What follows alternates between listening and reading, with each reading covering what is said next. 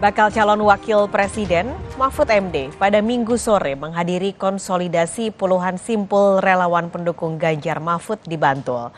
Di hadapan para relawan di Bantul, Yogyakarta, Mahfud menyinggung banyak hal termasuk ancaman pembusukan yang dinilainya mulai menggerogoti Negara Kesatuan Republik Indonesia. Untuk itu, Mahfud mengajak para relawan melawan pembusukan yang terjadi dengan memilih pemimpin yang tepat pada pemilu mendatang.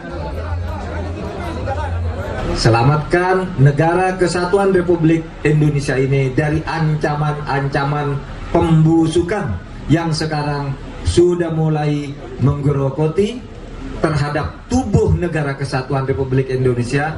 Tetapi gerogotan penyakit itu insya Allah akan kita hadapi dan akan kita bersihkan pada tanggal 14 Februari tahun 2024. Sehingga kita harus bersikap tegas terhadap tindak pidana korupsi, harus tegas dalam penegakan hukum yang semuanya itu nanti akan diabdikan untuk kemakmuran rakyat.